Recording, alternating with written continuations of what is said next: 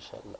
محمد عمران صاحب یہ سوال پوچھتے ہیں کہ ایک لڑکی جو کہ مسلمان ہے وہ ایک قادیانی سے شادی کرنا چاہ رہی ہے، وہ قادیانی بھی شادی کے بعد مسلمان ہو جائے گا، لیکن لڑکے کی شرط ہے کہ وہ لڑکی کو شادی کے بعد اپنے گھر والوں کے ساتھ رکھے گا، اور لڑکی ہر حال میں اسے شادی کرنا چاہتی ہے۔ اس بارے میں قرآن و سنت کی روشنی میں لڑکی کے بارے میں کیا حکم ہے کہ وہ کیا، اس کی ذرا رہنمائی فرما دیں۔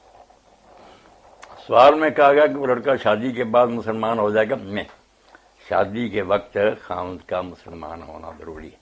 مسلمان لڑکی کا نا کسی غیر مسلم سے نکاح نہیں ہو سکتا، اس لیے یہ نکاح بالکل ناجائز ہے، اور اس کی یہ شرط بھی کہ میں اپنے والدین کے ساتھ رکھوں گا، بدنیتی پر مبنی ہے کہ ان کے ساتھ رکھے گا تو یہ بچی پھر لازمن قادیانی ہو جائے گی بیچاری، تو یہ بالکل ناجائز ہے۔ نکاح جو ہے نا اسلام میں اس کے بہت اعلیٰ مقاصد ہیں، وہ صرف ایک شہوانی تعلق نہیں، سوچ سمجھ کر دیندار دونوں کو جو ہے نا ڈھونڈنے چاہیے تاکہ ایک پاکیزہ نسل جنم لے اور مسلمان معاشرہ جو ہے اس کا تسلسل قائم رہے۔ یہ صرف عیاشی کا سامان نہیں ہے۔